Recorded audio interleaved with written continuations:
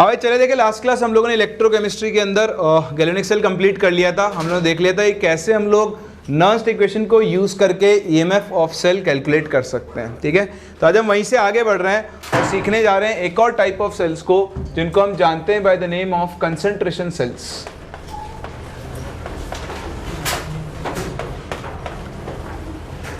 तो देखो concentration sales नाम से ही पता लग रहा है, एक्चुअली इन सेल्स में क्या होता है ना, जो पोटेंशियल डिफरेंस जनरेट होता है वो कंसंट्रेशन में डिफरेंस की वजह से होता है। तो अगर आप इनका इंट्रोडक्शन लिखो तो आप सिंपली बोल सकते हो कि potential difference between cathode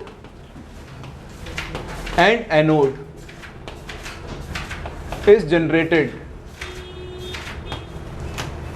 due to difference in concentration of electrolyte। तो कैथोड और एनोड पर जो इलेक्ट्रोलाइट्स आप यूज कर रहे हो उनके कंसंट्रेशन में डिफरेंस की वजह से क्या होता है, यहाँ पर कैथोड और एनोड के बीच में पोटेंशियल डिफरेंस जनरेट होता है। ये दो तरह के होते हैं, एक आपके पास होता है इलेक्ट्रोलाइटिक कंसंट्रेशन सेल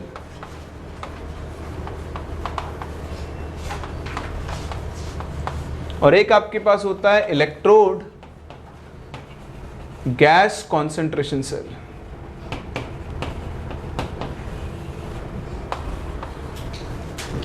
तो देखिए इलेक्ट्रोलाइटिक कंसंट्रेशन सेल क्या होता है, नाम से तो लग रहा है यहां पर कैथोड और एनोड सेम मटेरियल का होता है, लेकिन दोनों जगह जो आप इलेक्ट्रोलाइट यूज कर रहे हो उसकी कंसंट्रेशन क्या होती है, अलग अलग।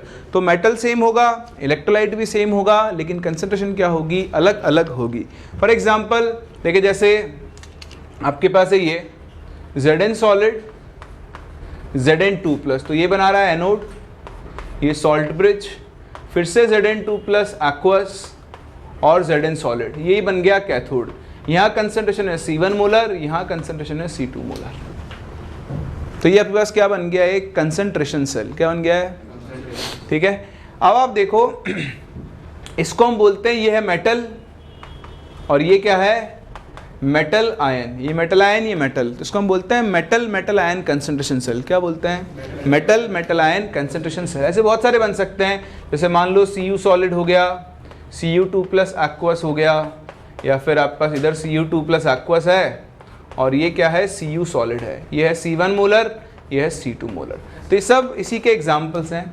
इलेक्ट्रोड गैस कंसंट्रेशन सेल, इनमें क्या होता है, दोनों इलेक्ट्रोड्स पर गैस का प्रेशर अलग अलग होगा। क्या अलग अलग होगा, तो आपको नाम से याद नहीं रखना, ना ही आपसे कोई पूछेगा कि बताओ इनमें से कौन सा इलेक्ट्रोड गैस कंसंट्रेशन सेल है, नहीं, तो हम क्लासिफिकेशन कर रहे हैं, यूज करना आपको आना चाहिए। जैसे मैं आपको इसके एग्जांपल दूं कि Pt सॉलिड H2 गैस, ये सबसे कॉमन यूज सेल है, H+ एक्वस, सॉल्ट ब्रिज, यहाँ पर क्या होगा H+ aqueous, H2 gas, Pt।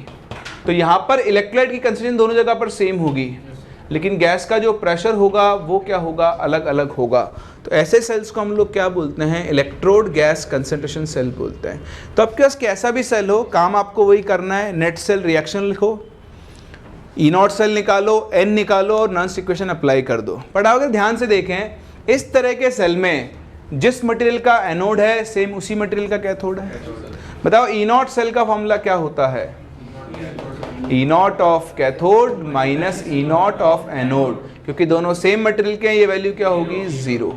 तो एक कंसंट्रेशन सेल के लिए E0 सेल हमेशा क्या होता है, 0 होता है। बोलो एक बात समझ में आ रही है। दूसरा, अब देखिए पहले मैं इस वाले सेल को एग्जांपल बना के चल रहा हूं, तो मैं इसको एक जनरल फॉर्म में ले जा रहा हूं। मान लो मेरे पास सेल है M solid changes to Mn+ aqueous gives you Mn+ aqueous gives M solid. ये कॉपर भी हो सकता है, जिंक भी हो सकता है, कुछ भी हो सकता है। ठीक है, बताओ एनोड, एनोड पे रिएक्शन क्या होगी, M सॉलिड किस में कन्वर्ट हो रहा होगा, Mn+ एक्वस, और इसने N इलेक्ट्रॉन लूज किए होंगे। फिर क्या होगा, कैथोड, कैथोड पर भी जो Mn+ एक्वस आयंस हैं वो N इलेक्ट्रॉन गेन करके किस में कन्वर्ट होंगे, M सॉलिड। इसकी कंसंट्रेशन मान लो कुछ C1 मोलर है, इसकी C2 मोलर है, तो ये हो गया C1 मोलर और ये हो गया C2। अब आप दोनों रिएक्शंस को ऐड कर दो, तो देखो M सॉलिड से M सॉलिड कैंसिल, क्योंकि इनकी कंसंट्रेशन अलग अलग है, हम इनको कैंसिल नहीं करेंगे और एज इट इज लिख देंगे। तो ये बन गई मेरी net cell reaction, Mn plus aqueous concentration C2 molar gives you Mn plus aqueous और इसकी कंसंट्रेशन कितनी है C1, लिख सकते हैं। ये नंबर ऑफ इलेक्ट्रॉन एक्सचेंज हो गए। बताओ कंसंट्रेशन सेल है ना, तो ई नॉट सेल तो कितना होगा 0। तो इक्वेशन क्या बन गया, E cell is equals to 0 minus 0.0591 upon n log C1 upon C2। वैसे जो C1 है क्या है actually, C1 is Mn plus of anode और C2 क्या है, this is Mn plus of, बोलो है माइनस साइन है ना, उल्टा कर दूं तो अल्टीमेट देखो मैं शॉर्ट ट्रिक में कन्वर्ट कर रहा हूं, ध्यान रखना। अगर आपके पास मेटल मेटल आयन का कंसंट्रेशन सेल है, मतलब दोनों तरफ मेटल क्या है आपकी सेम है, तो आप डायरेक्टली फॉर्मूला यूज कर सकते हो, E cell is equals to 0.0591 upon n log cathode upon anode, मतलब कैथोड वाला मेटल और एनोड वाला मेटल कर सकते हैं। इसे बताओ कैथोड वाला कौन है C2, एनोड वाला कौन है C1। बताओ इस सेल के लिए डायरेक्ट इक्वेशन क्या बन जाएगा, 0.0591 upon n log C2 bye C1। तो कई बार वो आपसे पूछेगा बताओ इस सेल के स्पॉन्टेनियस होने की क्या कंडीशन है, तो स्पॉन्टेनियस होने के लिए ई सेल कैसा आना चाहिए, पॉजिटिव, और ई सेल पॉजिटिव कब आएगा, जब C2 की वैल्यू C1 से क्या होगी ज़्यादा। समझ पा रहे हैं। तो ऐसे क्वेश्चन मिल सकते हैं आपको, ये पूछे नहीं गए मेंस में, और ये पूछ लिया, किस्मत अच्छी रही आपकी कि मेटल मेटल आयन है तो सिर्फ आप वर्बली सॉल्व कर सकते हो। जैसे मैं आपसे बोलूं कि मेरे पास है Pb solid changes to Pb2 plus aqueous 0.01 molar upon Pb2 plus aqueous gives Pb, ये बन गया 0.1। बताओ इस सेल का EMF क्या होगा, खत्म, क्वेश्चन ही खत्म है। 0.0591 अपॉन n, n के लिए 2 है, लॉग कैथोड अपॉन एनोड, ये आ गया 10 लॉग 10 1.03 वोल्ट, क्वेश्चन खत्म। समझ पा रहे मेरी बात को आप। तो ये बहुत इंपॉर्टेंट है, इस ट्रिक को जरूर ध्यान रखो, और भूल जाओ तो कोई बात नहीं, सेल रिएक्शन लिखनी है और आपको सॉल्व करना है, बोलो कर सकते हैं। सेम ऐसे ही देख लेना, एक साथ ही कॉपी कर लेना, एक बार देखो। सेकेंड वाला सेल लेता हूँ H2 वाला, ठीक है। H2 गैस, अभी भी मैं कंसंट्रेशन सेल ही ले रहा हूँ, मतलब वो इलेक्ट्रोड गैस वाला नहीं, वो तो आप खुद ही कर लोगे, उसमें मेरे पास बताने के लिए कुछ भी नहीं है। अभी भी मैं दोनों तरफ H2 का प्रेशर क्या लेकर चल रहा हूँ, सेम 1 atm या p atm ले लो, और इधर भी p atm, तो प्रेशर मैंने सेम रखा है। मान लो यहाँ कंसंट्रेशन है C1 और यहाँ कंसंट्रेशन है C2। समझ पा रहे हैं। चलिए सेल रिएक्शन लिखे, क्योंकि मैं इसको भी एक शॉर्ट ट्रिक फॉर्मूले में कन्वर्ट करूंगा, फिर आप देखो कितना यूज आते हैं सब। तो एनोड, बताओ एनोड पर रिएक्शन क्या बनेगी, एनोड पर जो आपका H2 गैस होगा 2H plus aqueous plus 2 electrons, और बताओ कैथोड पर जो होगा 2H plus aqueous plus 2 electrons gives you H2 gas. बोलो कर सकते हैं। दोनों रिएक्शंस को ऐड करो, देखो ये क्या है C1 मोलर, ये कितना है C2, इन दोनों का प्रेशर सेम है तो कैंसिल हो गए। अगर प्रेशर सेम नहीं होता तो हम इनको भी कैंसिल नहीं करते। बताओ नेट सेल रिएक्शन क्या बनेगी, 2H plus aqueous gives 2H plus aqueous, ये कितना C2 C1, सही है। बताओ ई नॉट सेल कितना होगा, 0, दोनों सेम है, सोचना ही नहीं है। तो नेक्स्ट इक्वेशन लगाओ, E cell is equals to 0 minus 0.0591 upon n log, क्या लिखोगे C1 upon C2 whole square. तो मैथ्स की प्रॉपर्टी स्क्वायर से गया 2, ये माइनस को भेज रहा हूं अंदर, है ना, तो ये बन जाएगा 0.0591 into minus of log C1 minus of minus log C2, ऐसे लिख लूँ क्या, लिख लूँ ना, किसी को दिक्कत है इसमें। C1 क्या है, C1 है H प्लस ऑफ एनोड, इसको मैं लिख सकता हूँ H प्लस ऑफ एनोड, और इसको लिख सकता हूँ H प्लस ऑफ, और ये तो गांव का बच्चा जानता है कि माइनस लॉग H प्लस क्या होती है, pH। तो यहाँ से आप देखो ई सेल का इक्वेशन क्या बना सकते हो, 0.0591 into pH of anode minus pH of cathode. अगर आप इस इक्वेशन को याद रख पाएँ और आपकी किस्मत अच्छी हो और इस पे क्वेश्चन आ जाए तो आप with in a line question को सॉल्व कर सकते हो, बशर्ते आपको आयनिक ठीक से आता है। तो आप इसे कॉपी करो, मैं आपको दिखाता हूँ कितने डिफिकल्ट क्वेश्चंस को आप कितनी आसानी से इस फॉर्मूले से सॉल्व कर सकते हो।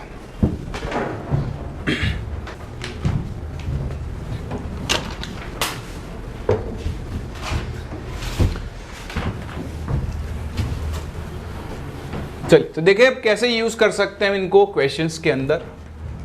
जैसे आपसे पहले बोलूं, आप ऐसे क्वेश्चन दिया हुआ है कि equinormal solutions, equinormal solutions of weak acids HA,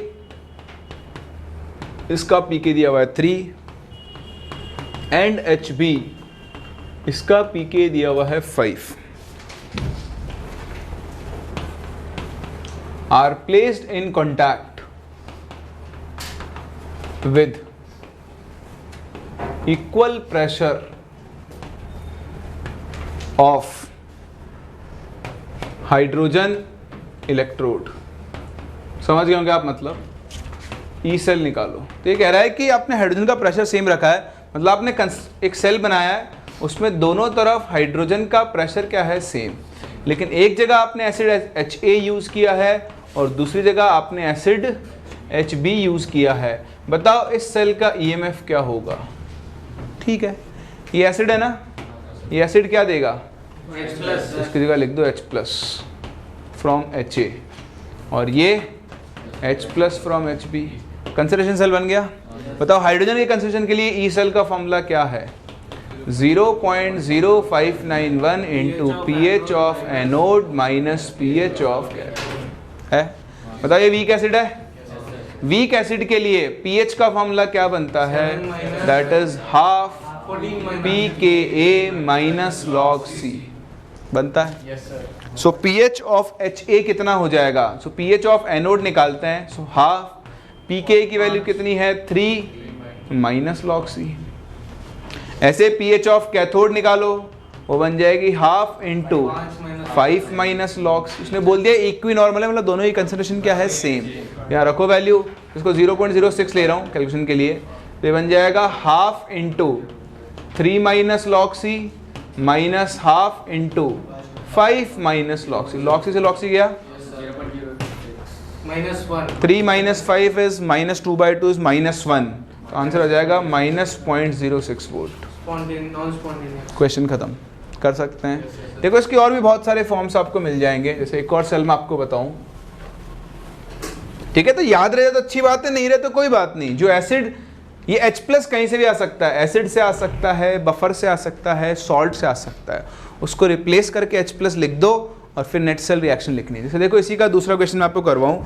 आपसे कह रहा है कि एक सेल है PT H2 गैस, इसका प्रेशर दिया हुआ है 1 atm, यहाँ पर है H प्लस, कंसंट्रेशन है x मोलर, देन ये है आपके पास H प्लस, कंसंट्रेशन है 1 मोलर, और है H2 gas PT 1 atm। E cell दिया हुआ है 0.2364 वोल्ट। आपको pH बतानी है यहाँ की, तो बता दो। बताओ E cell 0.2364 will be equal to क्या होगा, 0.0591 into pH of anode minus pH of cathode. तो 0 हो गया, कैथोड का इस पर 1 मोलर है, ये तो आ गई एनोड की pH। क्वेश्चन खत्म। ठीक, और देखो एक और क्वेश्चन, ये कह रहा है कि आपके पास PT है, H2 गैस है 1 atm प्रेशर पर, HA है 0.1 मोलर, सॉल्ट ब्रिज क्या है RNH2 0.01 मोलर, और H2 फिर से 1 atm PT। आपको इसका k दिया हुआ है 10⁻⁻5, आपको इसका k भी दिया हुआ है 10⁻⁻6। बताओ ईएमएफ ऑफ सेल कितना होगा? तो भाई देखो ये वीक एसिड, ये वीक बेस, तो फिर से मेरे पास ये क्या बन गया, concentration cell H+ changes. Base भी हो तो भी कोई नहीं, बेस है तो उससे OH- से H+ निकाल सकते। फिर से बताओ इक्वेशन क्या बन गया, E cell is equals to 0.0591 into pH of anode minus pH of cathode। तो 0.06 ले लेते हैं, तो 0.06 into, ये देखो वीक एसिड, इसका अल्फा दिख रहा है, नेग्लिजिबल आएगा। तो pH का फॉर्मूला क्या बनेगा, half pKa minus log C, 6/2 3 minus ये weak base POH is equals to क्या आएगा, half PKB minus log C, 8/2 is 4, POH 4 तो pH कितनी आएगी 10। ये सॉल्व कर लो, आपको इस सेल की भी ईएमएफ मिल जाएगा। बोलो कर सकते हैं?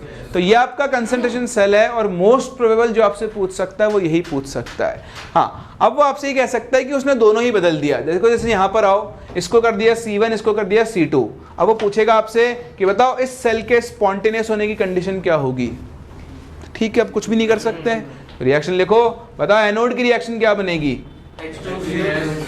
H2 gas changes to 2H+ plus 2 electron, ये हो गया एनोड, इसका प्रेशर P1, कंसंट्रेशन C1। बताओ कैथोड की रिएक्शन क्या होगी, 2H+ एक्वस प्लस 2 इलेक्ट्रॉन मिलकर क्या बनाएगा, H2 गैस। बताओ इसका कंसंट्रेशन C2, इसका प्रेशर P2। दोनों रिएक्शंस को ऐड करो, तो बताओ नेट रिएक्शन क्या बनेगी, H2 gas plus 2H+ aqueous, ये P1, ये C2 क्या बनाएगा, 2H+ aqueous plus H2 gas, ये C1 और ये P2। बताओ Q क्या बनेगा, C1 square P2 upon C2 square P1 बनेगा। E0 सेल तो 0 है, तो E सेल इक्वल टू क्या बनेगा, minus 0.0591 upon 2 log C1 square P2। इसको लिख लूँ, C1 into root P2 upon C2 into root P1 का होल स्क्वायर, या फिर इसे रूट P2 अपॉन P1 लिख सकते हैं। होगा? नेगेटिव है तो उल्टा कर दोगे तो ऊपर हो जाएगा। तो बताओ इसके ई सेल स्पॉन्टेनियस होने के लिए ई सेल पॉजिटिव होना चाहिए, पॉजिटिव होने के लिए ये टर्म क्या होना चाहिए, <1 है ना, नेगेटिव है ना बाहर। तो बताओ आपका इक्वेशन क्या बन जाएगा, C1 into root P2 should be C2 into root P1, या फिर इधर उधर ले जाओ, तो C1 upon C2 should be root P1 upon P2, उससे छोटा आना चाहिए। बोलो समझ में आ रहा है? कोई डाउट है किसी को? तो ये कुछ याद करने का नहीं है, याद करने का इक्वेशन है ये, वो भी हाइड्रोजन वाले सेल के लिए। कोई और आ जाए तो कोई बात नहीं, जैसे मैंने आपको नॉन इक्वेशन यूज़ करना सिखाया है वैसे आपको उससे क्या करना है, डील करना है। कर सकते हैं, कोई दिक्कत किसी को? चलिए कॉपी करें इसे, फिर बढ़ते अपने एक अलग सेल की तरफ, हाफ सेल्स की बात करेंगे अब हम। मतलब अभी तक क्या आपने कंप्लीट सेल देखा है, नॉन इक्वेशन को हम कंप्लीट सेल पर भी लगा सकते हैं। और तो हाफ सेल में बड़ा इंपॉर्टेंट होता है metal sparingly soluble salt anion half cell. वो वैसे जेईई एडवांस का फेवरेट रहा हुआ है, लेकिन सन 2004 में AAA से क्वेश्चन पूछा हुआ है, दोबारा रिपीट भी कर सकता है, तो मेंस में हम उसको काउंट करके चलते हैं। तो उसे कॉपी करो, फिर हम उसकी बात करते हैं। ये तो हो गया ना आप लोगों का क्वेश्चन जगह दिए। चलिए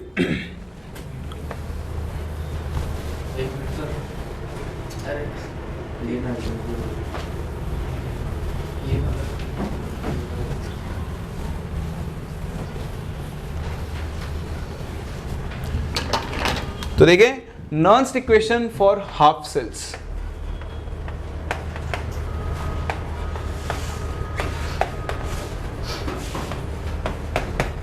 और सिंगल इलेक्ट्रोड्स।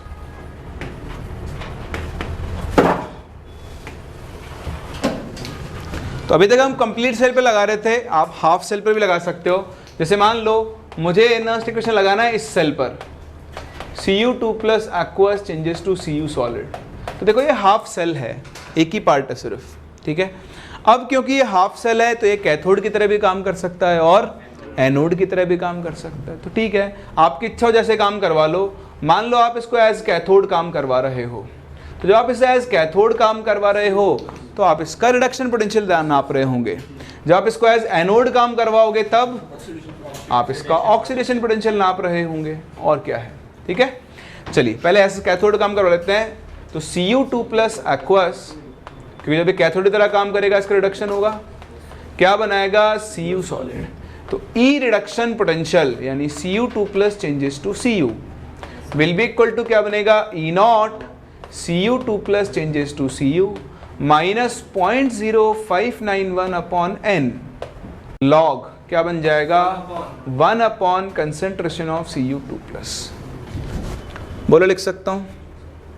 अब आप देख पा रहे हो कि इसका जो रिडक्शन पोटेंशियल है वो कॉपर की कंसेंट्रेशन पर डिपेंड कर रहा है। तो कई बार आपसे छोटे छोटे क्वेश्चन पूछ लेता है, जैसे मैं आपसे बोलूं कि मैंने यहाँ पर कॉपर की कंसेंट्रेशन को 10 गुना कम कर दिया। ध्यान से सुनना, क्या बोला मैंने, कॉपर की कंसेंट्रेशन को 10 गुना कम कर दिया, और मैंने आपसे कहा कि E not Cu2 plus changes Cu की वैल्यू है 0.34 वोल्ट। बताओ कॉपर का जो रिडक्शन पोटेंशियल चेंज होगा उस पर क्या फ़र्क पड़ेगा, बढ़ेगा, कम होगा, कितने से बढ़ेगा, कितने से कम होगा, बढ़ेगा। क्यों, मेरे हिसाब से तो घटेगा। देखें, मैंने ये कहा कि मैंने Cu2 प्लस की कंसेंट्रेशन को 10 गुना बढ़ा दिया, सॉरी 1/10 कर दिया, ये बोला मैंने। तो मैं क्या करने जा रहा हूँ, मुझे कुछ याद नहीं है और मुझे कुछ याद करना भी नहीं है। ये इक्वेशन मुझे लिखना आता है, इससे ज़्यादा मुझे कुछ आना भी नहीं चाहिए। ठीक है, नेक्स्ट इक्वेशन लगाओ, लगा दिया भैया। थोड़ी मैथ्स लगाओ, log 1 अपॉन Cu इसको माइनस लॉग Cu2 लिखता हूँ, माइनस माइनस क्या बन जाएगा, प्लस।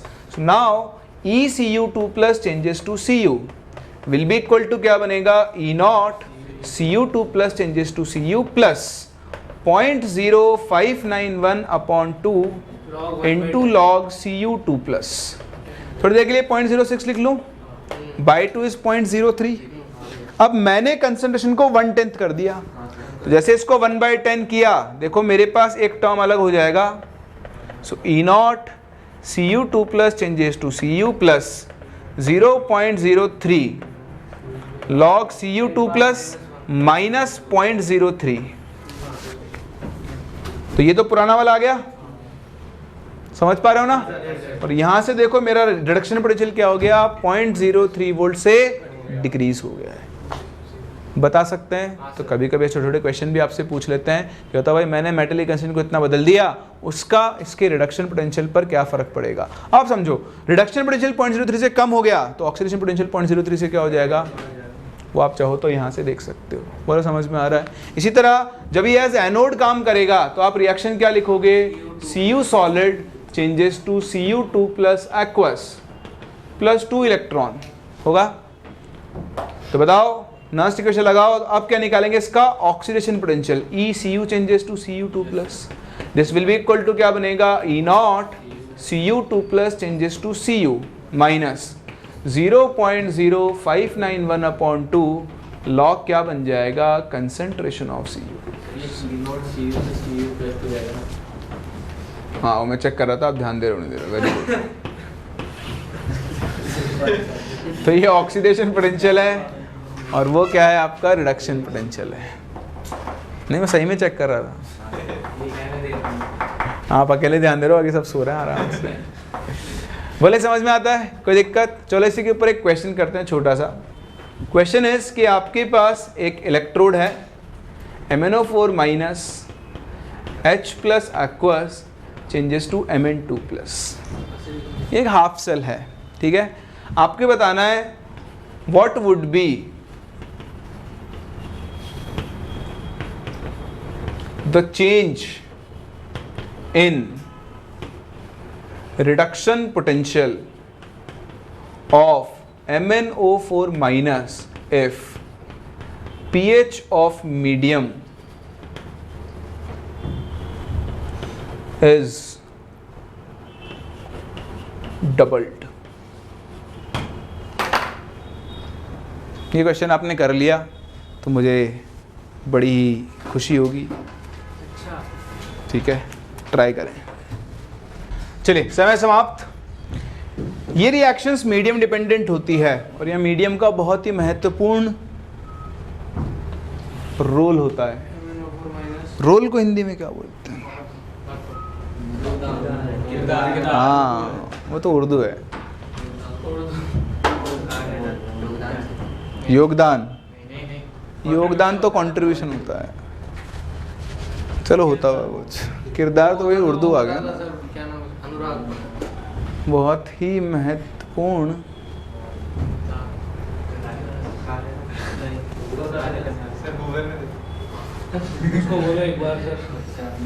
छोड़ो, खैर चलो, अभी आ जाएगा।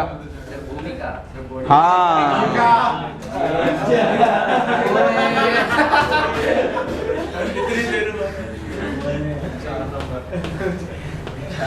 हैंस प्रूव्ड कि अगर हम कुछ ढूंढना चाहें, सोचना चाहें तो चीजें आ ही जाती है अपने आप। तो इसलिए फिक्स कर लो इस बार मेंस में कितने मार्क्स लाने हैं। अरे लाना है। अरे इस बार भी नहीं हुआ।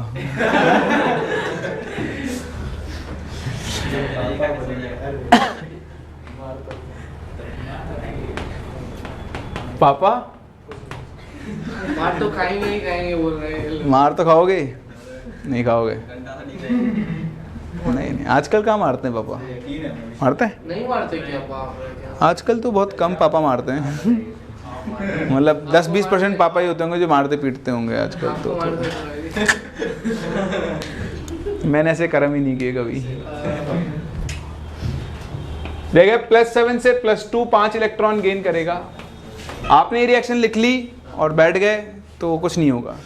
यहाँ मीडियम का बहुत इंपॉर्टेंट रोल है। ठीक है, तो बैलेंस करो।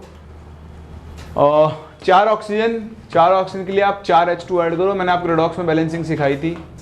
और यहाँ पर आ जाएंगे 8H+। इतना गुस्सा? इससे पता ज़्यादा इफेक्ट है तो सिर से मारो। आवाज़ भी ज़्यादा तेज आएगी और आपको, हाँ, बाला का लाला जरूर हो जाओगे। तो देखो, Q बन जाएगा concentration of Mn2+ upon concentration of MnO4- into concentration of H+⁸। अब सबको भेज दो भाड़ में। हमें किससे बात करनी है? H+। तो देखो, इतनी सी बात मैं लिख सकता हूँ कि अगर मैं इस पर नॉन इक्वेशन लगाऊं तो इसका E reduction potential will be equal to E0 reduction potential minus 0.0591 upon N/5 log Q। log Q है 1 अपॉन H+ की पावर 8, या फिर माइनस को कर दूं प्लस, तो ये बन गया H+ की पावर 8। बाकी से मुझे कोई मतलब ही नहीं है। अब मैं pH को डबल कर रहा हूं। ये pH डबल कब होगी?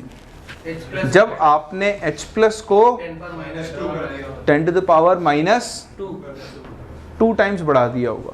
नहीं,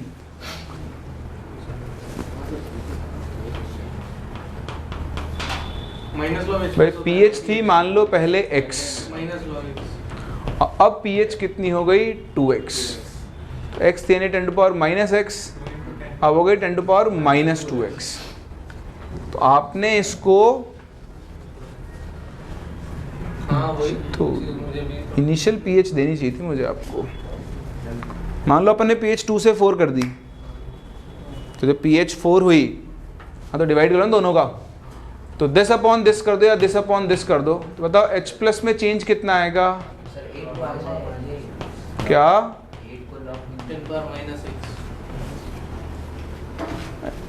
क्या बोल रहे हो? हाँ, 8 को तो ले आएंगे ना अपन आगे। 8 को तो ले, यहाँ ऐसे कर लो, चलो pH में कन्वर्ट कर लेते हैं, इससे तो बहुत कंफ्यूजिंग हो जाएगा। इसको माइनस रहने दो, इसको, है ना? तो अब इसको आगे ले आओ आप, क्योंकि वहाँ से तो क्या थोड़ा सा लोचा हो जाएगा, केमिकल लोचा। सो -8 into 0.0591/5 into minus log H+ लिखते हैं pH। ये समझ में आ रहा है ना? अब pH को आपने दुगना कर दिया, इंटू 2 का फर्क आएगा। 8 दूनी 16, इसको ले लो 0.06, 16 और 6 96 0.96 बाय 0.192, तो 0.192 वोल्ट से क्या हो जाएगा, रिडक्शन पोटेंशियल डिक्रीज हो जाएगा। मैंने इसको सॉल्व किया और कुछ नहीं किया, तो आप कर लोगे ना। तो इस तरह से आप क्या कर सकते हो, इन क्वेश्चंस को, ये बहुत इंपॉर्टेंट है, छोटा सा है, लेकिन क्या होगा ना, यहाँ कई लोग तो बैलेंस ही नहीं कर पाएंगे रिएक्शन को, सिर्फ H+ लिख देंगे नीचे। अरे उसको भी तो काउंट करना पड़ता है ना। किसको? पिछले वाले में 0.901 log H+ to the power तो कर लिया ना, वही तो किया है। कैथोड और एनोड दोनों ही तरह यूज कर सकते हैं इसमें। हाँ, कोई डाउट? आगे बढ़ूं? चलिए, बहुत ही बढ़िया। फिर देखो, मिलते हैं एक और बड़े इंपॉर्टेंट इलेक्ट्रोड से, जिसको हम जानते हैं by the name of metal sparingly soluble salt anion electrode. So metal SSS यानी sparingly soluble salt anion electrode. इस इलेक्ट्रोड की खास बात यह है कि आपको पहचानने में नहीं आएगा कि ये यूज़ भी करना है, और यहीं पे दिक्कत होती है। ठीक है, सिर्फ मतलब पेपर में जब क्वेश्चन आता है तो मुश्किल से 10 या 20% लोग ऐसे होते हैं जो इससे डील कर पाते हैं। ठीक है, बाकी को तो खा जाता है आसानी से, क्योंकि पहचानने में नहीं आता। तो पहले पहचानना सीखो। कभी भी आपको किसी इलेक्ट्रोड में एक मेटल दिख जाए, उसी मेटल का कोई स्पेरिंगली सॉल्युबल सॉल्ट दिख जाए और उसका करस्पॉन्डिंग अनायन दिख जाए, तो आपको क्लिक करना चाहिए कि ये आ गया है आज, है ना। कुछ भी हो सकता है, जैसे मान लो Pb है, Pb सॉलिड, PbCl2 के साथ आपने ले लिया PbCl2 सॉलिड, और फिर साथ में क्या लगा दिया, Cl-। ठीक है, या फिर आप चाहो तो Hg ले सकते हो, Hg2Cl2 सॉलिड, Cl-, और भी बहुत सारे टाइप हो सकते हैं। सबसे कॉमन यही होता है, और 99.99% पेपर में आया तो यही आएगा, और दूसरा नहीं आएगा। ठीक है, इतना भरोसा आप मुझ पर रख सकते हो। ये तो आएगा ही नहीं, और आया तो सिल्वर ही आएगा, और दूसरा भी आ गया तो आप खेल लोगे, बड़ी बात नहीं, मैं सिखा रहा हूँ आपको। देखो, तो सबसे इंपॉर्टेंट चीज़ क्या है, आपको इसकी रिएक्शन लिखनी चाहिए एज कैथोड और एज एनोड। ठीक है, तो कैसे लिखते हैं, बहुत आसान है, बहुत आसान। आप ये स्टेप्स फॉलो करना। ठीक है, अच्छा, एक इसका आपको रिप्रेजेंटेशन आना चाहिए। पता है, अभी एज कैथोड काम कर रहे हैं तो उस पर क्या हो रहा होगा, रिडक्शन। तो अगर हम इसका SRP लिखे, SRP को देखो ऐसे दिखाते हैं, E0 पहले लिखा जाता है एनायन, फिर लिखेंगे सॉल्ट, और फिर लिखेंगे मेटल। देखो Ag+1 से कहाँ जा रहा है, 0, मतलब ये क्या है, इसका SRP। अगर मैं इसका SOP लिखूँ तो इसको उल्टा लिख दो, मतलब E0 Ag changes to AgCl Cl-। बोलो, नजर आता है? जैसे मान लो मुझे इसका SRP लिखना है, तो कैसे लिखूंगा, E0 पहले एनायन, फिर क्या लिखूंगा, PbCl2 चेंजेस टू Pb। इसका लिखना है, बताओ क्या बनेगा, Cl- Hg2Cl2 Hg। कोई डाउट? तो देख लेना, रिडक्शन और ऑक्सीडेशन उसी हिसाब से डिसाइड कर लेना, SOP है या फिर SRP है। फिर इसकी रिएक्शन आप 2 स्टेप्स में लिखना। कितने स्टेप्स में लिखोगे? 2 स्टेप्स। पहले आप क्या करोगे, जो आपका सॉल्ट है, ये अपन आयनिक में सीख चुके हैं, सॉल्ट को डिसोसिएट करके कन्वर्ट करोगे किसके अंदर, Ag plus aqueous plus Cl minus aqueous. बोलो, समझ में आ रहा है? चलिए, बहुत बढ़िया। फिर जो इसमें अब रिड्यूसेबल कौन है, मेटल। अगले स्टेप में आप मेटल की रिडक्शन की रिएक्शन लिख दोगे, और ये क्या बना लेगा, Ag सॉलिड। फिर इन दोनों रिएक्शंस को बस ऐड करके लिख दो, तो आपको मिल जाएगी इसकी हाफ सेल रिएक्शन। कौन सी reaction, half cell reaction. Reaction क्या बनेगी बताओ, AgCl solid plus electron gives Ag solid plus Cl minus aqueous. सही है। जैसे मान लो मुझे इस सेल की लिखनी है, इस वाले की, तो ठीक है, इसकी लिख देता हूँ। मैं क्या लिखूंगा पहले, कि भाई जो PbCl2 सॉलिड है, ये टूटकर बनाएगा Pb2 प्लस 2Cl माइनस, और फिर ये Pb2 प्लस 2 और इलेक्ट्रॉन गेन करके बनाएगा Pb सॉलिड। ऐड करो तो नेट रिएक्शन क्या बनेगी, PbCl2 solid plus 2 electron give you, क्या बोल रहे हो, किससे कैंसिल करूं? हाफ सेल रिएक्शन में इलेक्ट्रॉन कभी भी कैंसिल नहीं होते। लिखना आ गया? चलो अब जो मैं करने जा रहा हूँ वो आप मतलब फाइनल इक्वेशन तो हमको याद रखना पड़ेगा, ठीक है। फिर भूल भी जाओ तो ये प्रोसेस आपने देख लिया है, इसको फॉलो करना सीखें। देखो ये एक इक्विलिब्रियम रिएक्शन है, अगर मैं इसके लिए डेल्टा G1 नॉट लिखूं तो बनेगा माइनस RT ln KSP, क्योंकि इसका इक्विलिब्रियम कांस्टेंट KSP होता है, और ये डेल्टा G नॉट का रिलेशन लिख सकता हूँ। इस रिएक्शन के लिए जो डेल्टा G नॉट होगा वो बनेगा माइनस NF E नॉट, और E नॉट किसका? सिल्वर का, Ag plus changes to Ag। और ये आपकी तीसरी रिएक्शन है डेल्टा G3 नॉट, इसका n तो इसका भी 1 है, इसका n 1 इंटू F इंटू इसका SRP कैसे लिखूंगा? E not Cl minus AgCl Ag। बताओ थर्ड रिएक्शन कैसे आई? इन दोनों को ऐड करने पर जो थर्ड रिएक्शन का डेल्टा G3 नॉट है वो मैं लिख सकता हूँ delta G1 not plus delta G2 not. चलिए वैल्यूज रखते हैं, तो डेल्टा G3 नॉट के लिए हो गई -1 into F into E not Cl minus AgCl Ag। This will be equal to delta G1 not, वो किसके इक्वल है? माइनस RT ln KSP, या RT ln KSP को लॉग में बदल दो, टेम्परेचर को 25 रख दो, तो बन जाएगा -0.0591 इंटू लॉग KSP।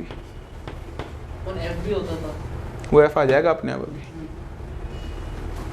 चलो अभी तो ये लिख लेते हैं, फिर छोड़ो कचरा हो जाएगा अभी मतलब।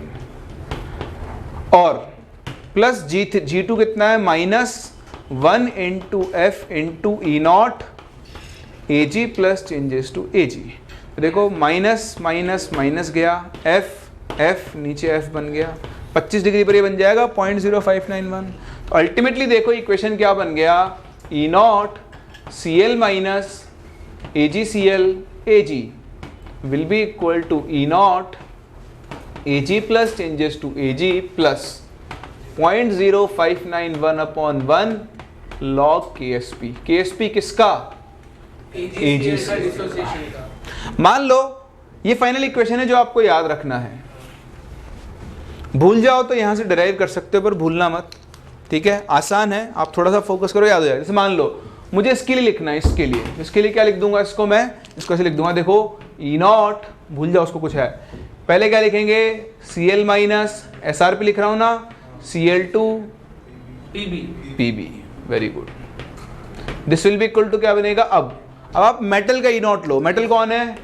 तो क्या लिखोगे? E naught Pb2 plus changes to Pb plus 0.0591 upon n। भाई यहाँ तो n 1 था ना, इसलिए 1 लिखा मैंने, तो अब 2 है, और क्या बन जाएगा? Log KSP। समझ पा रहे हो मेरी बात को? तो ये इक्वेशन आप रट लो, ये पूछा जा सकता है आपसे, बहुत इंपॉर्टेंट है, डायरेक्ट आपको वैल्यूज रख के सॉल्व करना पड़ेगा। इसे हम बोलते हैं metal sparingly soluble salt anion electrode. Copy करें, फिर बढ़ते हैं देखें आगे और देखते हैं थर्मोडायनेमिक्स ऑफ गैल्वेनिक सेल को।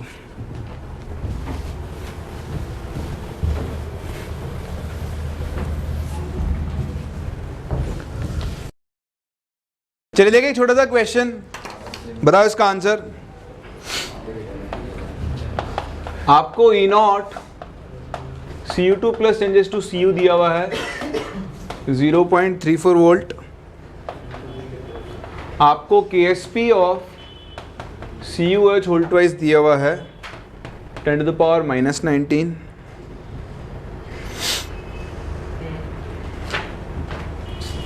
KSP हो रहा है।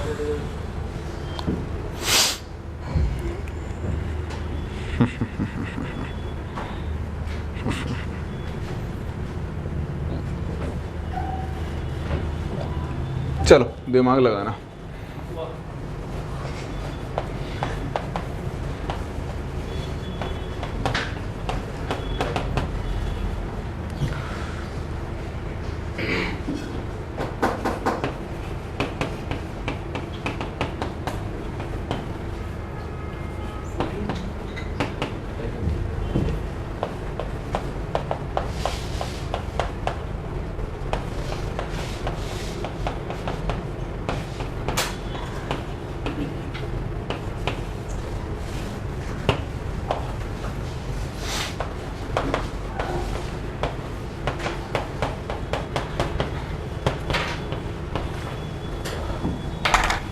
चलो ट्राई करो एक बार, उससे थोड़ा सा डिफरेंट है ये, उसका एक स्टेप आगे है। देखते हैं आप सोच पाते हो क्या, नहीं भी सोच पाओ तो कोई बात नहीं, एक पार्ट तो कर ही लोगे। चलिए देखिए कैसे डील करेंगे इससे। एक्चुअली ना आपसे रिडक्शन पोटेंशियल पूछ रहा है, स्टैंडर्ड रिडक्शन पोटेंशियल, तो आपको यहाँ सेल रिएक्शन लिखकर नॉन इक्वेशन लगाना होगा।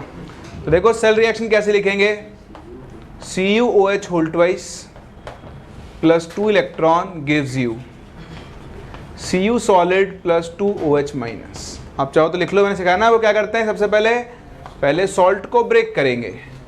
तो ब्रेक करने पर क्या बनाएगा, बोलते दो। फिर मेटल का क्या लिखेंगे, रिडॉक्सन, तो क्या बनाएगा Cu सॉलिड। ऐड करो, ये रिएक्शन मिल जाएगी। कुछ याद नहीं करना, इतना तो आपको समझ में आता ही है ना। अब इस पे लगाओ नर्नस्ट इक्वेशन। तो E reduction potential will be equal to क्या बनेगा, ई नॉट रिडक्शन में। तो इसका ई नॉट रिडक्शन कैसे लिखूंगा, OH minus CuOH whole twice Cu minus 0.06 by n की वैल्यू 2 लॉग क्या बनेगा, concentration of OH minus whole square. बाकी तो ये भी सॉलिड है और क्या आपको ये समझ में आता है, किसी को डाउट है तो दुई से गया दुई गया। pH 14 है तो बताओ POH 0, तो POH 0, तो बताओ OH माइनस कितना 1 और log 1 तो ये भी 0। तो क्वेश्चन तो वही था, पूछा तो आपसे SRP है, बस डायरेक्टली या कैसे पूछ लिया आपसे, इनडायरेक्टली। अब आपको फिर से इसका जो रिडक्शन पोटेंशियल है वो इसके E nought OH minus CuOH whole twice Cu के इक्वल होगा। और बताओ ये किसके इक्वल होगा, E nought Cu plus 2 minus 0.05 plus 0.0591 upon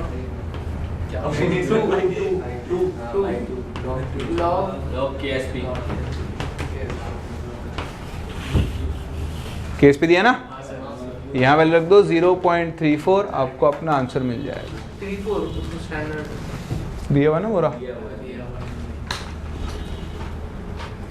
हाँ या ना में जवाब दें। समझ में आ रहा है, किसी को डाउट है?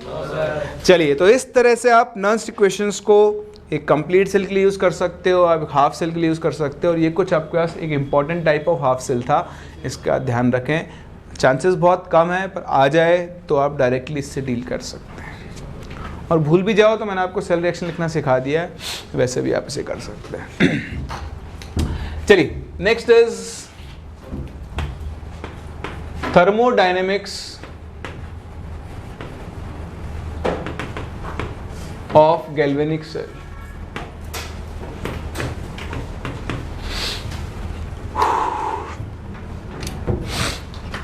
देखें किसी भी सेल रिएक्शन के लिए, अच्छा ये ना आप थोड़ा थर्मोडायनेमिक्स का पार्ट है जो आप करने वाले हो, ठीक है। तो हमारे पास इक्वेशन बनता है dg equal to VdP minus SD, ठीक है। हम थर्मोडायनेमिक्स से लेकर आते हैं इस इक्वेशन को। यहाँ V volume, P pressure, T temperature है, G गिव्स एनर्जी है। तो हम एक जब सेल रिएक्शन की बात करते हैं तो किसी भी रिएक्शन के लिए ना पहले तो आ जाओ कांस्टेंट प्रेशर पर, तो देखो dP 0 हो जाएगा।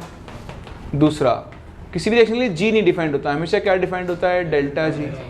S नहीं डिफाइंड होता है, क्या डिफाइंड होता है, डेल्टा S। अब इतना आपको मुझे भरोसा करना पड़ेगा, वो फिर अपन थर्मो में और देख लेंगे चीज़ों को। तो आप जैसे यहाँ रखोगे वैल्यूज, तो इक्वेशन क्या बन जाएगा, d ऑफ डेल्टा G ये 0 minus delta S into dt।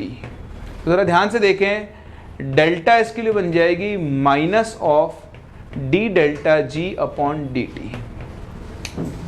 और ये आप सभी जानते हो डेल्टा G किसके लिए होता है, माइनस NF या ई सेल लिख लो। तो माइनस NF को बाहर निकाल लो, तो डेल्टा S का एक फॉर्मूला बन गया NF into DE cell upon DT। तो ये जो टर्म बना इसको हम बोलते हैं टेम्परेचर कोएफिशिएंट। क्या बोलते हैं, टेम्परेचर कोएफिशिएंट म्यू। ये आपको बता रहा है change in EMF upon change in मतलब टेम्परेचर बदलने पर सेल का ईएमएफ कैसे बदलेगा, तो वो डिपेंड करेगा इसके ऊपर, यानी टेम्परेचर कोएफिशिएंट के साइन के ऊपर। अगर टेम्परेचर कोएफिशिएंट पॉजिटिव है, इसका मतलब EMF increases with increase in temperature. क्योंकि देखो अगर आप टेम्परेचर बढ़ा रहे हो तो dt तो पॉजिटिव है, अब अगर ईएमएफ बढ़ा तो d पॉजिटिव आएगा और ईएमएफ कम हुआ तो क्या आएगा, नेगेटिव। तो हम उल्टा इंटरप्रेट कर रहे हैं। अगर आपको एक सेल का टेम्परेचर कोएफिशिएंट पॉजिटिव पता है, पॉजिटिव है, तो टेम्परेचर बढ़ाने पर उसका ईएमएफ क्या हो रहा होगा, बढ़ रहा होगा। अगर किसी सेल का टेम्परेचर कोएफिशिएंट नेगेटिव है तो टेम्परेचर बढ़ाने पर ईएमएफ क्या हो रहा होगा, डिक्रीज हो रहा होगा। ठीक है, तो इस चीज का आप ध्यान रखें। D cell by D T temperature coefficient होता है। अगर आपको टेम्परेचर कोएफिशिएंट पता है तो उसको n और f से मल्टीप्लाई करके आप उस रिएक्शन की क्या निकाल सकते हो, एंट्रोपी। फॉर एग्जांपल मैं आपसे बोलूं कि मेरे पास एक सेल है, उस सेल का जो ईएमएफ है वो है 0.05 प्लस 10⁻⁻2t स्क्वायर। ठीक है, at 27 degree Celsius calculate delta S for Cu2 plus 2 electron gives you Cu solid।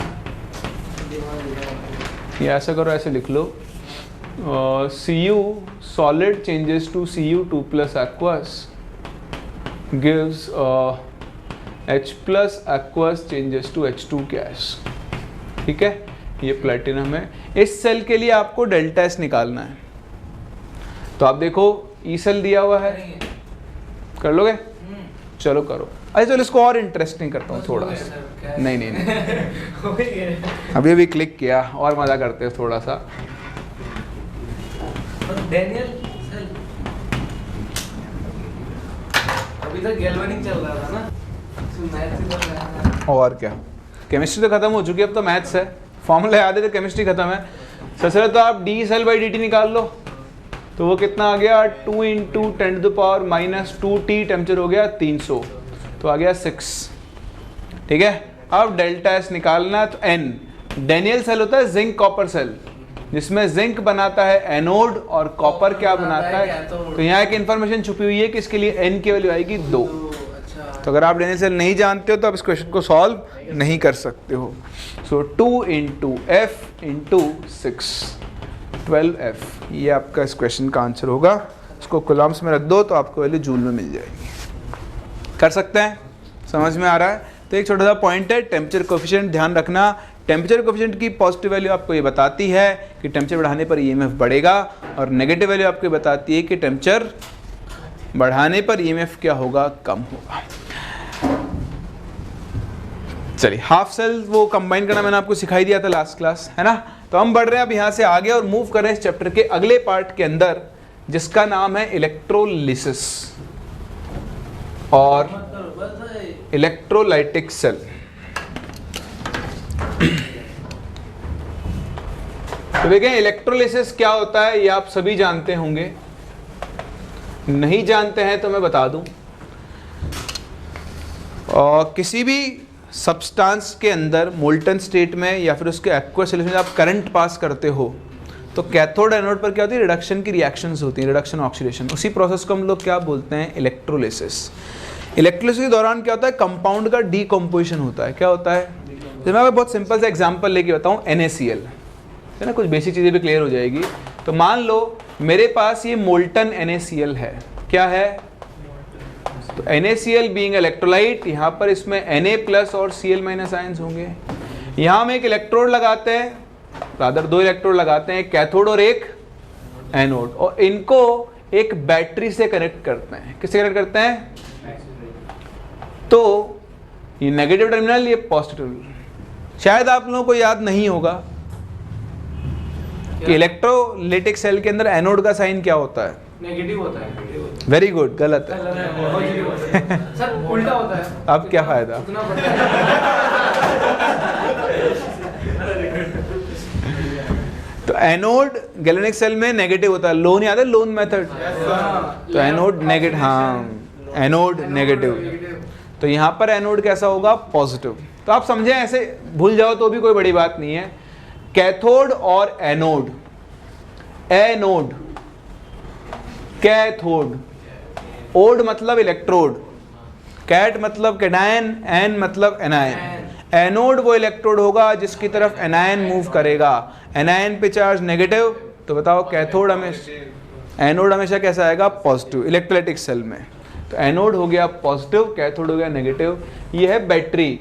Battery बताओ कौन सा करंट सप्लाई करती है, एसी या डीसी? डीसी। इलेक्ट्रोलिसिस करवाने के लिए आपको हमेशा डीसी सोर्स यूज करना चाहिए। क्यों?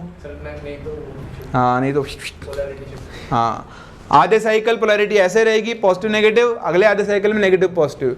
तो आधे साइकिल तक तो इलेक्ट्रोलिसिस होगा और अगले आधे साइकिल वापस से प्रोसेस क्या हो जाएगा आपका, रिवर्स हो जाएगा। इसलिए हम ये क्वेश्चन पूछ लेते हैं कभी, छोटे छोटे फिजिक्स में अभी पूछ लेता है ना, वहाँ पे भी काम में आता है। तो इलेक्ट्रोलिसिस के लिए हम सिर्फ कौन सा वो यूज करते हैं, सोर्स, डीसी। चलिए, अब क्या होगा, जैसे यहाँ करंट पास करूंगा, कैथोड, देखो सेल कोई सा भी हो, कैथोड वो होगा जहां पर रिडक्शन होता है। बैटरी देखो यहां से इलेक्ट्रॉन देगी, इन इलेक्ट्रॉन्स को कैटायन जाएगा कैथोड पर, इलेक्ट्रॉन गेन करेगा और क्या बना लेगा, सोडियम मेटल। तो कैथोड पर सोडियम मेटल डिपॉजिट होना शुरू हो जाएगी। एनोड, एनोड पर क्या होगा, एनोड पर Cl- यानी एनायन पहुंचेगा, ऑक्सीडाइज होगा, इलेक्ट्रॉन लूज करेगा। इनटू 2 करके रिएक्शन को ऐड कर दो तो नेट रिएक्शन बन जाएगी 2NaCl, Na प्लस और Cl को NaCl लिख लूं, रिड्यूस होकर क्या बना रहा है, 2Na solid plus Cl2 gas. तो देखिए करंट पास करने पर NaCl अपने एलिमेंट्स में डीकम्पोज हो गया। इसी प्रोसेस को हम लोग क्या बोलते हैं, इलेक्ट्रोलिसिस बोलते हैं। क्या बोलते हैं, बहुत बढ़िया। अब देखें आगे एक और काम की बात, आपको ना रिडक्शन और ऑक्सीडेशन ऑफ वाटर की रिएक्शन आनी चाहिए, काम में आती रहती है आपके, एंड ऑक्सीडेशन ऑफ वाटर।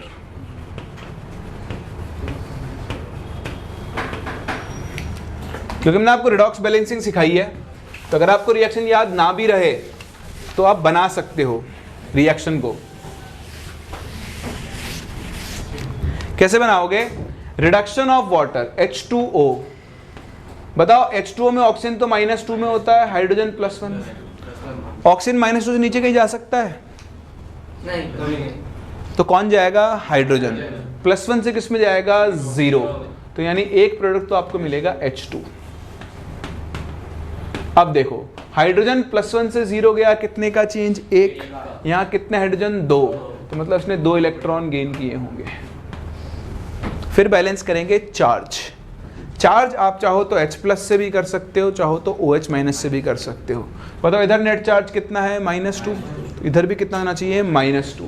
तो यहाँ पर 2 OH- ऐड कर दो और फिर ऑक्सीजन हाइड्रोजन बैलेंस कर लो तो 2H2O हो गया बैलेंस। ये हो गई वाटर के रिडक्शन की रिएक्शन। इसका जो E0 होता है -0.827 वोल्ट। क्या कह रहे हो, हाइड्रोजन बैलेंस किया है ना, हाइड्रोजन ऑक्सीजन किसी को बैलेंस कर, तो ये इसका SRP है। क्या है, SRP। अब अभी तक हम क्या करते थे, देखो जैसे ये सोडियम की रिडक्शन की रिएक्शन है, इसको उल्टा कर दो, ये इसके ऑक्सीडेशन की रिएक्शन बन जाएगी।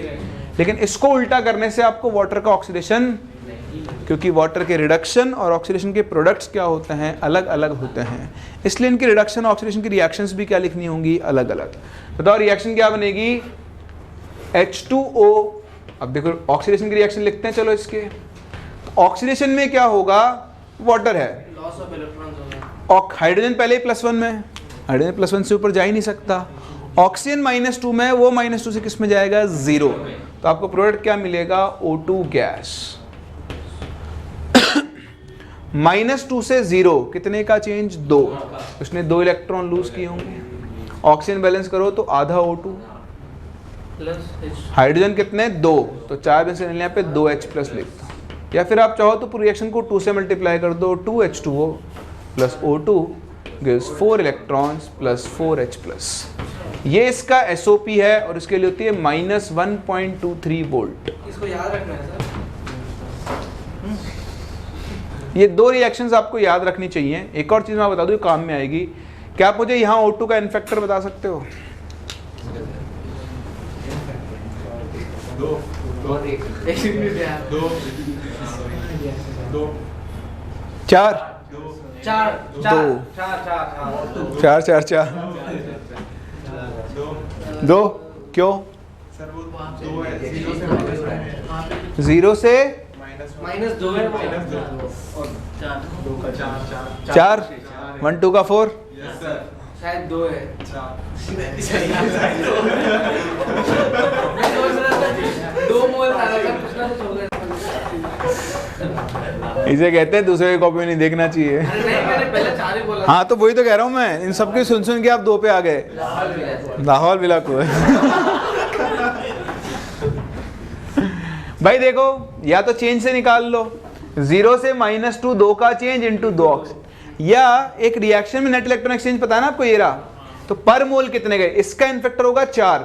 अगर मैं आपसे पूछूं इसका, तो इसका होगा 4/4 यानी 1।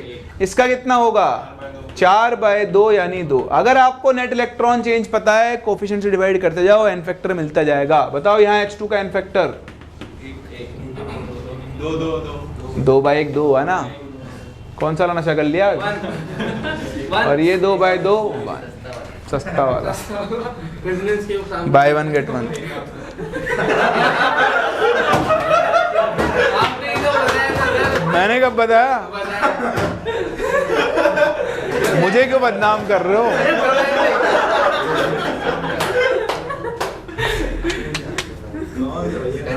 अच्छा क्या बताया मैंने, बताना। कहाँ से लाया वो सस्ता नशा बोला, फिर आपने बोला कि रेजोनेंस के सामने गए थे क्या, ऐसा बोला था।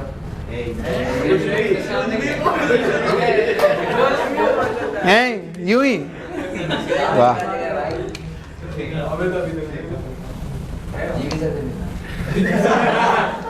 मतलब ये तो बहुत ज्यादा ही बोल दिया, मतलब तो ऐसे तो कभी ये लाहौल भी आपको।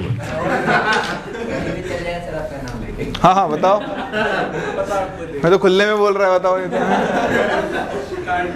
नहीं भाई मैं ऐसा कुछ नहीं करता, मेरा ऐसा कोई साइड बिंदी नहीं है।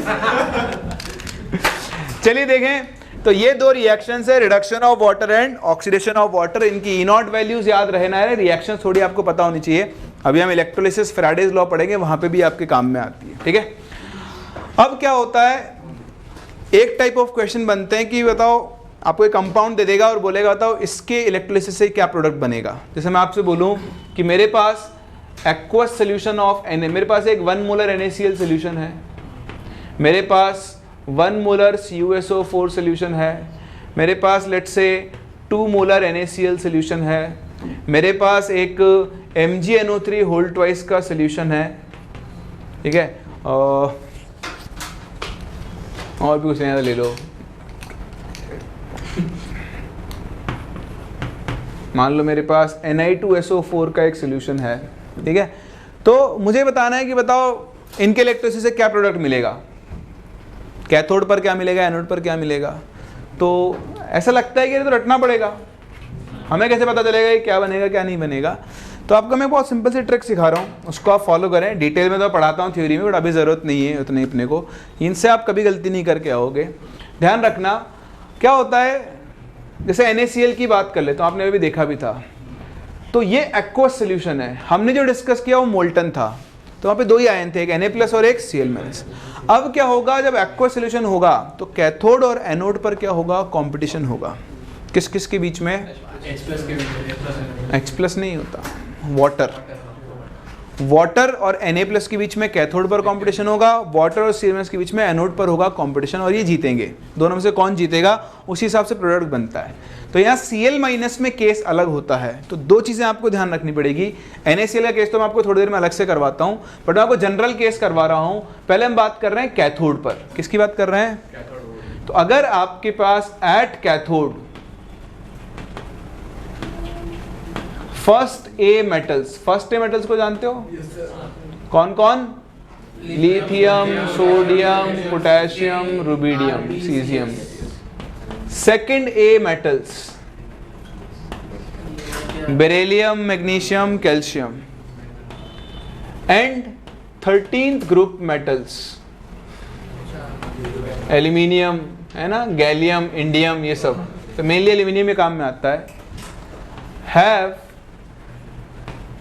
more negative SRP than water and cannot get reduced before water.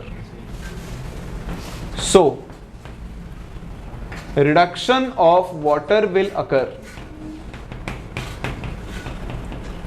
and hydrogen gas will be evolved. अगर आपके पास एक इलेक्ट्रोलाइट है, उसमें फर्स्ट ग्रुप, सेकंड ग्रुप और 13 ग्रुप मेटल्स हैं, तो उस केस में मेटल का कभी भी रिडक्शन, हमेशा किसका रिडक्शन होगा? वाटर। और आपको कैथोड पर कौन सी गैस मिलेगी? हाइड्रोजन। फॉर एग्जाम्पल, जैसे मैं आपसे बोलूँ ये NaCl को तो मैं अलग से डिस्कस करूंगा आपसे, MgNO3 होल ट्वाइस, अभी मैं कैथोड पर बता सकता हूं MgNO3 होल ट्वाइस है। बताओ Mg कौन से ग्रुप की मेटल है? तो यहां इसका रिडक्शन, किसका रिडक्शन होगा? वाटर। कैथोड पर क्या मिलेगी? Hydrogen gas. लेकिन वहीं अगर आप मुझसे बोलो ZnNO3 होल ट्वाइस, तो अब बताओ कैथोड पर क्या होगा? जिंक का रिडक्शन होगा और आपको जिंक मेटल मिल जाएगी। क्या आप मेरी बात समझ पा रहे हैं? First group, second group, 13 group metals को छोड़कर अगर कोई और ग्रुप की मेटल है तो उसका रिडक्शन होगा, उन वाले केस में किसका रिडक्शन होगा? वाटर। तो यहां आपको कैथोड पर हाइड्रोजन गैस मिलेगी, जबकि यहां आपको कैथोड पर क्या मिलेगी? जिंक मेटल मिलेगी। कोई doubt?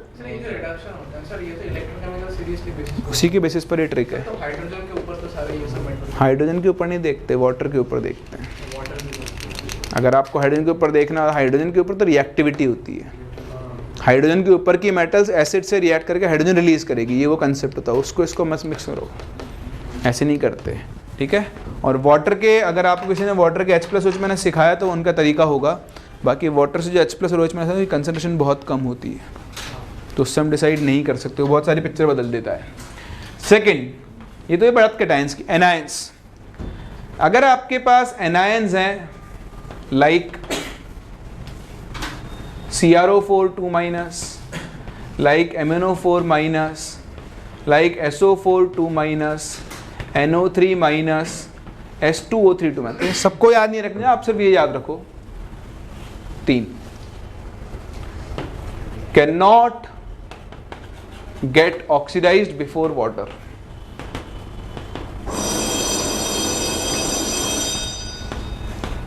So water will be oxidized and O2 gas will be evolved at anode। ठीक है, जनरल केसेस भी यही है। तो आप बताओ, यहाँ नाइट्रेट है ना, बताओ नाइट्रेट का ऑक्सीडेशन होगा या नहीं? नहीं होगा। तो आपको क्या मिल जाएगी? O2 गैस वाटर के ऑक्सीडेशन से।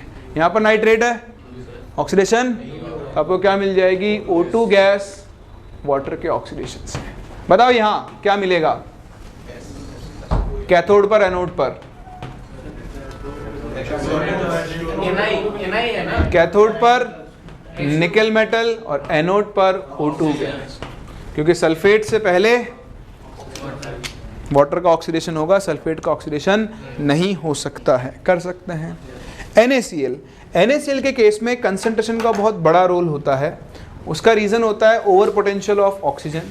तो हम थ्योरी के टाइम पे पढ़ते हैं, अभी तो सब चीज़ों के अपने पास टाइम नहीं है, बट वहाँ पे सिंपल बहुत आसान है याद रखना, ठीक है। यहाँ मैं लिख रहा हूँ इलेक्ट्रोलाइट, ये स्पेसिफिकली NaCl के लिए है, ये आपसे पूछ सकता है, ध्यान रखना। ये कैथोड, ये एनोड। एक तो आपके पास है मोल्टन NaCl। बताओ मोल्टन में तो पानी होगा ही नहीं, तो कैथोड पर क्या मिल जाएगी? सोडियम मेटल और एनोड पर Cl2 गैस। फिर अगर आपके पास है 1 मोलर NaCl और कंसंट्रेटेड NaCl। कंसंट्रेटेड का मतलब समझते हो क्या? नहीं, जिसकी कंसंट्रेशन 1 मोलर से ज़्यादा हो।